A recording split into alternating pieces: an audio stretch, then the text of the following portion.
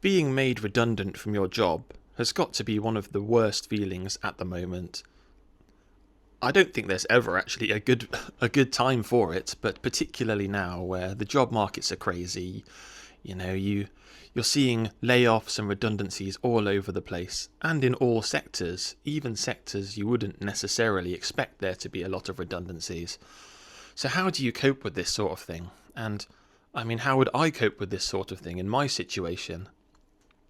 Hey, and welcome to episode 16 of my challenge, whereby I speak every day for 10-ish minutes, unscripted and unedited, on a topic, just to see how, see if my speaking improves at all. It's Monday, I'm back in the lab, and someone has left the freeze dryer on all weekend, and it's still on. Hopefully it's not too irritating in the background. It's irritating me, but I think the microphone won't pick it up. Oh, one thing. I seem to have picked up some subscribers over the weekend, so I'm back to being incredibly nervous since there's a chance now people are actually listening to what I say. So, redundancy. What would I do in my situation? So, I'm living the loner life, as I constantly say, and that provides some unique challenges.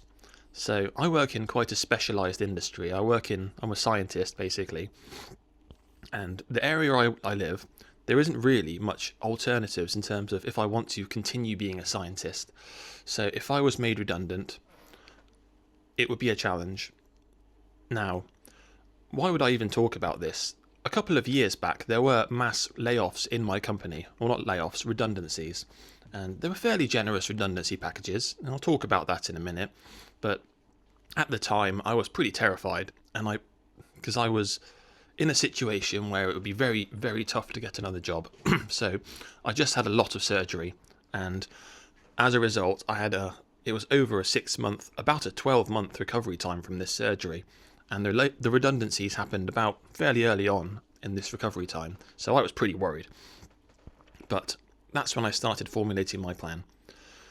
The challenges I would initially face are the fact that I don't really have much of a network, I do find it quite tough to keep in contact with people who I know from my field, because they've got their own lives to live afterwards. They don't really want to talk to me, and well, I suppose I'm the antisocial loner that they got on with at work. I was able to pass and as a regular human being at work, but there was no sort of deep connections there, unfortunately. So if I wanted to find another job somewhere else in the country in a similar field, that's one of the challenges, the lack of contacts, I suppose, or contacts I can rely on. I'm sure that I would feel the obligation to help someone if they asked me, but I'm not sure if I can really rely on anyone else, to be honest. And I guess that's one of the things that I struggle with as a loner, relying on other people. I like to be incredibly self-sufficient, like hermit maxing. That's a good term. I like to just be able to do everything by myself, where possible. And, well, this does make it quite challenging in life, actually. Let's say there's something that's out of my control, like my surgery. I can't perform surgery on myself. I have to rely on others to look after me, that sort of thing. And it was a really tough time, but I'll talk about that again in a future video. I'm getting off topic immediately. Good job, me. So, that would be the challenge. So the first thing in my mind would be, 1, cash flow. I need to find any job at all. As I own a house, I'm kind of locked to the region that I live in at the moment, which is one of the downsides of owning a house, to be honest. I'm not very mobile. So number 1 is cash flow, to make sure I can continue paying my mortgage and my bills and not lose my house and end up on the streets. So I would end up applying for absolutely anything, any job at all, cleaner jobs, retail jobs, customer service jobs. I've tried applying to some of these jobs recently, actually, just for some extra dollars in the weekend or the evenings, and I've been rejected from all of them. But I do think that one of the things that they're looking at is flexibility, and because I can only work on the weekends and evenings, and the fact that I have another full-time job and I'm not reliant on them, let's say they tried to take advantage of me, I'd just be like, nope, I'm not doing that. But I think when I'm in a desperate situation, they'd be more willing to take me on, to just exploit me and make me work all ridiculous hours and that sort of thing. They can tell then. I'd also then do a lot more of my food delivery work on the side, so I'm signed up to these gig apps because I don't think there's a downside to signing up to them at all for anybody. Like just having a backup in case you want some extra cash for any reason. There's no real application process as long as you're not like a criminal. I think they will take you as long as you're not too bad a criminal, and you can just work whenever you want. I've got my bicycle. You could even do it by foot if you're crazy. In fact, there's one thing I was thinking that would be quite funny: doing it on horseback. That'd be pretty funny if you turned up to someone's house on a horse. There's an area near me where you're allowed to keep your horse if you're like a resident of the area on the local common. So you can just ride your horse around and do food deliveries. But yeah, that would be the first plan. Then I'd of course start applying for jobs in other cities. Now I said I'm not very geographically mobile, but one thing that I really like the idea of, right, is getting a van and living in the van. And not living in the van, having the van so I can sleep in it at night. Getting one of those #van life vans. I've been watching that Nomad Push channel quite a lot recently. He's like a Japanese YouTuber. I think he's Japanese, or he's from one of the Pacific Islands. But he lives in Japan, and he's got like a van that he just drives around Japan on and stays in it. Like, I guess he's homeless, but in my situation, I wouldn't necessarily be homeless. I'd still have the house, and I'd have the van, so I'd be able to go to whichever city in the UK that is, during the week, work my job there, and then come back at the weekend and have a base. I think this is one of the problems of van life, like not having a home base. And actually, I'm not sure how people do it in the UK. To own a vehicle, you need to have a registered address, but I guess they work it out somehow. At least that's my understanding. But having a home base, so while I'm applying for these jobs and working my food delivery gig and whatever other job I'd be doing this van conversion. And how would I afford this? Well, it's due to the generous redundancy payouts in my company. So I worked out that in 2024, my redundancy payout would be around £17,000.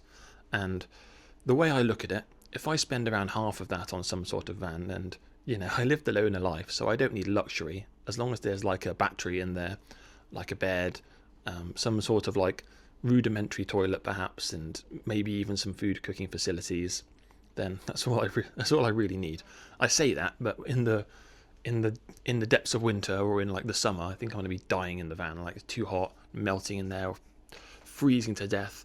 But I think that it's good with these sort of things to actually live it before you build everything out, but actually live the experience. Like, maybe I wouldn't need certain things, so I just get the minimum to begin with.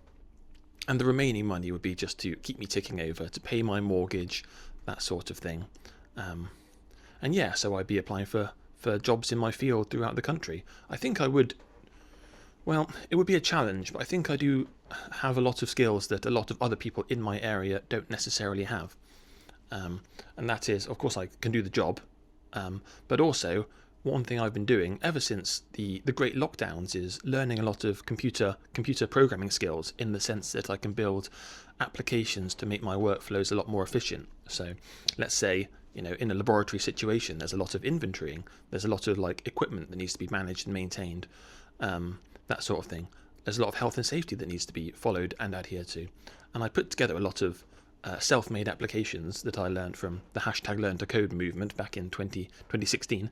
At least originally starting from then. It really did expand during lockdown, when I had all the time to work from home and work on these things.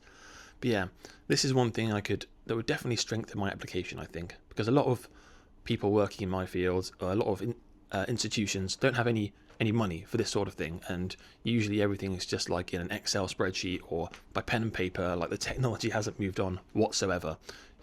I could even apply my AI knowledge if I somehow got to get onto this AI apprenticeship that I'm working on the application for. I'll hear about that by March, actually, I think. So I'll keep you all updated, and it's something I'm definitely going to vlog if I am successful. If I'm not successful, I'll be pretty sad, but I'll always be posting on this channel regardless. Like, I'm really enjoying this so far.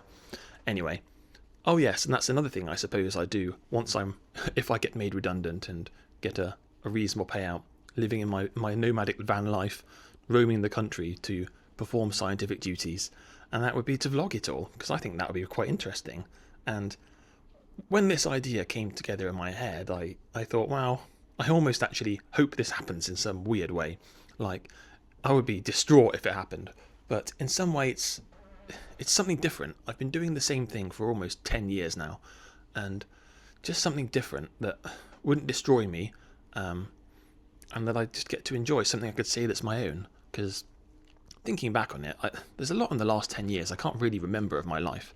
Like, I'm not sure how to really explain this, but yeah, that's the situation. One other thing then, if I get made redundant, is that if I can't find a job, the backup is always to go back to university. It's always back to university. It always leads to education. And during the financial crisis of 2007/8, university and education sectors did very well because, in general, people seem to turn to education when there's an economic downturn. At least has been my observation, my anecdotal observation. And I would do one of those allied healthcare courses that are funded by the NHS. So I've been looking at radiology. I think I would do quite well in that. It's a profession whereby you're not doing all the overwhelmingly grim stuff. The hours are incredibly antisocial. You're sat at a computer most of the time, I suppose. There is some patient care, but it's not so bad. I think that kind of that kind of is what I do at the moment anyway. I sit at a computer, I do science, and I keep myself to myself, and I live some ridiculous hours. But yeah, thanks for listening anyway. That's been my video for today. I'll come back tomorrow with something else. But yep, thanks for listening.